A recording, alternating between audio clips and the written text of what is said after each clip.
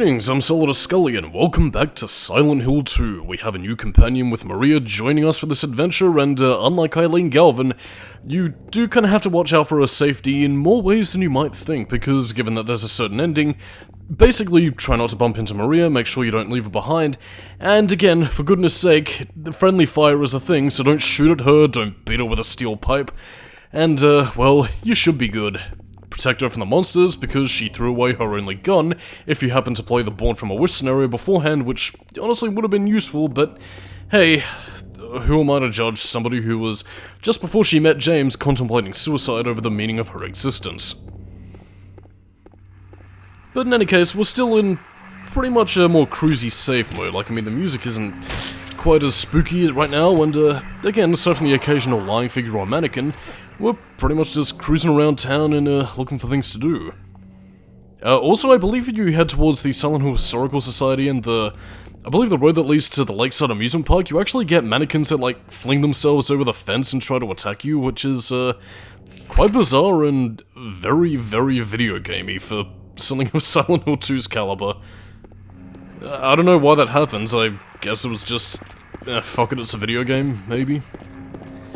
But in any case, stop by the Taxon gas station and you can pick yourself up a steel pipe.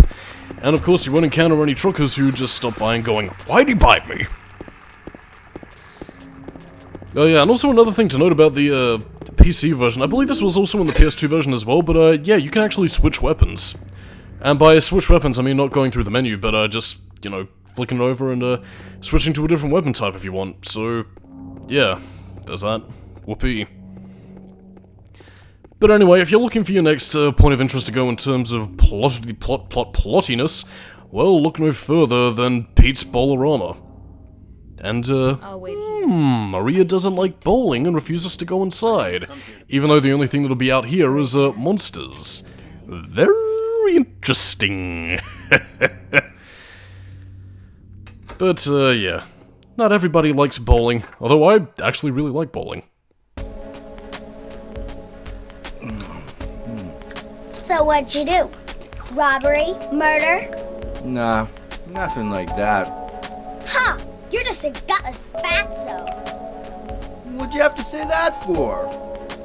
I thought you said the cops were after you. No, I just ran because I was scared. I don't know what the cops are doing. But if you did something bad, why don't you just say you were sorry? Well, I guess I run away a lot too. It's no good. They wouldn't listen. Nobody will ever forgive me. Dearie me, Eddie's in trouble with the police. And of course, it's here where we learn that this little kid and of course James's goals coincide. So now that makes it doubly important that James tracks her down and finds out how she knows Mary. Although in the meantime, the bigger question is, where did Eddie get that pizza? Seriously, I really want to know, and I'm also kind of hungry. Eddie? Oh, you're... James. We met in the apartment building? Yeah, I remember, but...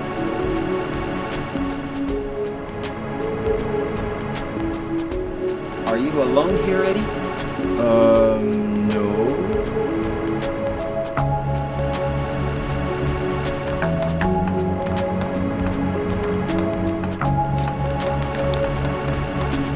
Bye-bye. Wait! Come back!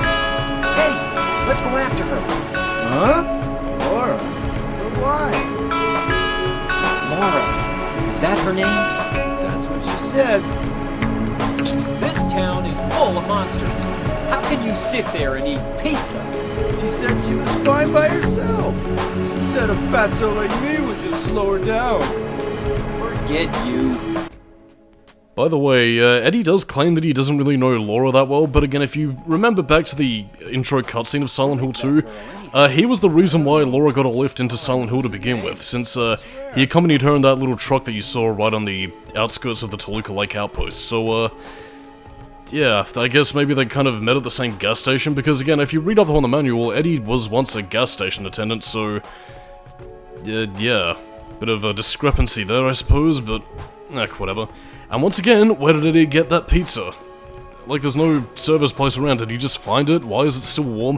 Why is it so fucking delicious? I want some, damn it, and I literally just had dinner like a half hour ago. I'm hungry. Did a little girl run out of here? But of course, Maria also seems to have a vested interest in, well, Laura. Why exactly? Well, again, for understandable reasons. It's a monster-filled town, this place is dangerous, and she's related to Mary, so... basic human decency, I suppose. But again, this is still pretty much... Again, while plot is going on, obviously, there is still plenty for you to explore around this area, pick up some ammo, health drinks, a few first aid kits, and of course, jobs are good and you should be ready for the next major area that we'll be getting to right towards the end of this part, actually. Also, like, I mean, I know buildings are designed like this, as I mentioned back in the Woodside Apartments, but, yeah, I don't know. How was Laura even supposed to fit through there when I don't think even she would probably find it to be a bit of a tight squeeze? I don't know.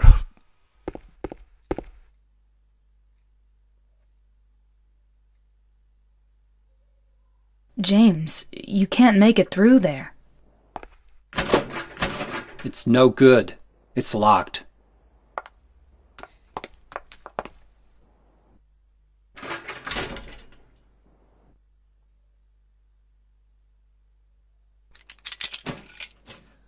By the way, this little motion right here where James tries to take a peek down Maria's cleavage, yeah, that was improvised by Guy Seehee, and, well, the drama director apparently liked it, so, Suguru Murakoshi, you sly dog. But in any case, we now get to the Heaven's Night Dance Club, and by God, I love the music here, and, we also learn a bit of trivia that James apparently drinks a lot. Yeah, nothing to say about that. But by God, I love this music, it is very chill and relaxing, and, I don't know, it just really sort of captures the... like a certain degree of a heavenly vibe, but also a very relaxing sort of moment of respite, really. I suppose that and also the neon. I just really like neon. And I don't know, I guess the usage of pinks and blues just make it, I don't know, very calming and relaxing. Also, actually no, I think it might have been Silent Hill 3 where you got the tourist brochure for Silent Hill, which it's kind of amusing. But in any case, our respite cannot last for long. Goodbye, music, I will miss you. Aboohoo, aboohoo, aboohoo, hoo hoo hoo. Maria, how did you get there? Did you fucking teleport? How were you able to do that? Ugh, mysteriousness. It is abound in the fog. By the way, the next time you crack open your copy of Silent Hill 2, I believe this is for any version, but just to be on the safe side, just stick with the PS2 version, but yeah, look at the top logo on the Brookhaven Hospital. They do kind of obscure it with fog and a lot of like murky visual effects, but again, just take a careful look at the Brookhaven Hospital logo and you will find out that it is in fact called the Brookhaven Hospital, printed on the front texture. Like, I mean, I'm serious, I found that out just recently and well, it gave me quite a giggle. Tee-hee hoddle ha. I mean, obviously they did fix this for Silent Hill 3, I believe, but yeah, all those wacky Japanese and even Team Silent cannot escape the errors of translation error stuff.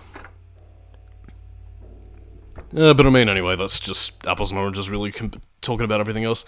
Anyway, we're now at our second major, well, dungeon area, hell house thing of the game, the Brookhaven Hospital, a mental institute where, again, psychology be abound, and we get, well, basically what's meant to be an allusion towards our budding characters here. Again, I mean, I believe a lot of these characters are actually meant to be allusions towards Jack the Ripper, or at least some suspected identities. I mean, all the names begin with J, and I don't know. It's again, it's pretty much just tying back to a lot of Team Silent's 1800s sort of influences that they derive for inspiration for Silent Hill 2 specifically. I mean, obviously there was that of the novel Crime and Punishment, but I don't know, there was a bit of Jack the Ripper influences, which I believe one of the victims was also Maria, I think, as well, so it all ties together here in the Silent Hill 2 adventure.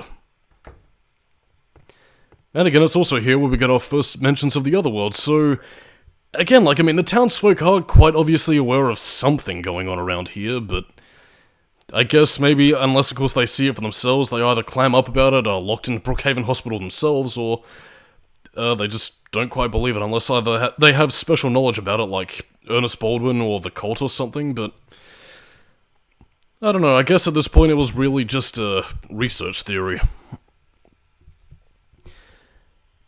But again, I think we'll be hearing a lot about Joseph much later due to his suicidal, well, tendencies.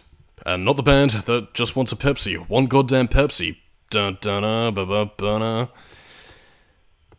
Anyway, I think it's about time we got some trivia up on this biatch. Because soon thereafter we're going to be facing off against some enemies, and well, that is going to be fun, except not really, because, well... Actually, I don't think we faced them on the first floor, but we will be seeing them quite soon. I mean, in the meantime, we're pretty much just getting together, getting our bearings of the place, and just dealing with things as they come. Yeah, they don't appear on the first floor. I'm thinking of Silent Hill 3 then, where the nurses show up. But I mean, for the time being, it just is what it is, really. So I suppose I might as well delve into a bit of enemy trivia. Not enemy-specific, but at least in terms of what James could do to them, but, initially Silent Hill 2 was gonna have, like, the ability to dismember enemies' appendages, like you would have been able to slice off a few arms or something, maybe, but yeah, this was cut out for some reason. I guess maybe Japan was a little bit antsy on that sort of thing, since, a lot of, again, for those not in the know, if you've seen, like, some censor videos on Grand Theft Auto or stuff like that, or, games where you do see limbs and appendages flying off, like, I mean, Japanese games tend to be a bit heavily censored in that regard, so I'm guessing that it was for that reason alone that Silent Hill 2 pretty much acts this angle. And there were actually a few other aspects in terms of some cut scenes where, cut scenes in the traditional sense, and like deleted scenes where some things were softened for the official release. But again, I'll point those out as they become relevant, but yeah, we would have been able to hack bits off people. Kind of sad that this feature was cut out, since I think you could have gotten away with it with creatures like the mannequin. And I mean, if they included it in the game, I guess also the teddy bear enemies, since, you know, they're not technically made of flesh. Well, I mean, kind of, but like, not really. I don't know, I guess Japan just wasn't really all up and about with that, which is kind of saying something considering the vast amount of gory anime that they produce in their country, so really, what the fuck. Hypocrisy, thy name is the land of the rising sun. But in any case, we now have to deal with the nurses. And I am honestly got tired of fucking seeing them in literally every Silent Hill game. I mean, the only time they were ever really creepy was in Silent Hill 1, and even in that case, the doctors were creepier enemies, but again, unlike many other games which pretty much just uses as a tacit excuse for jerk material, for James they do have an explicit reason.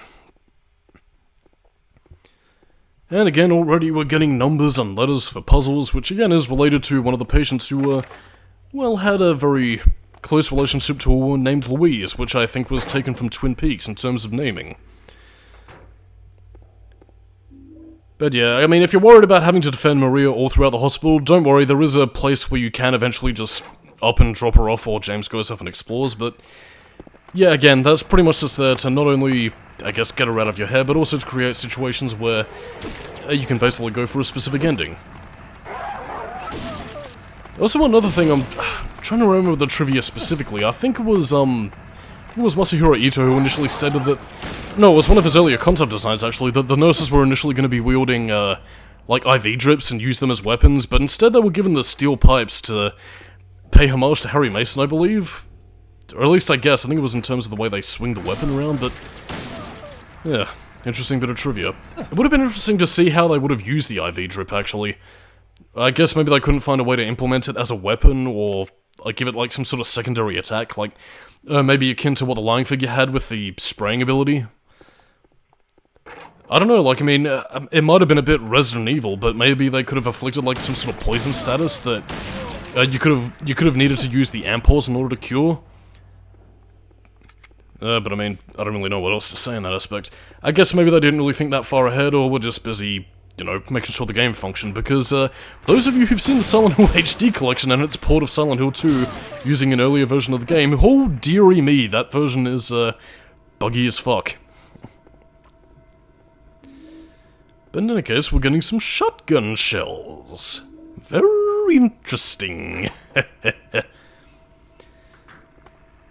I mean, I wouldn't really say the nurses are really all that scary either, to be honest, because, like, I mean, unlike the lying figures who could at least scurry away from you and had, like, secondary attacks, the nurses basically just sort of wander around looking sexy, which, again, makes me wonder if Masahiro Ito maybe had a little something he wasn't telling us, or the development team as a whole had a sexy nurse fetish. Can't really say for certain, but given the amount of, less than savory images I've seen of them around the internet, I guess they're not wrong given their popularity. Although, a bit of trivia for the Silent Hill movie, actually. Like, I mean, I was looking at a few behind-the-scenes, videos on, you know, how they made the production and the way in which they were choreographing the nurses, and, that stuff was actually pretty well done. Like, I mean, it wasn't CG, they actually had, you know, actors train to mimic their movements immaculately, which, again, is kind of saddening in and of itself, because, I mean, it just kind of goes to show the Silent Hill movie that could have been, but was changed because Christoph Gans is a buggery mess.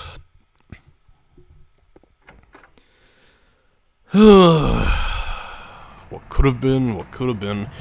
In any case, I'm Solidus-Skully, keep it new metal, and enjoy this little reference to the now-deceased teddy bear enemies. Catch you dudes and dudettes later. Bye-bye. Ow! What's wrong? I just pricked myself. Are you okay? Yeah.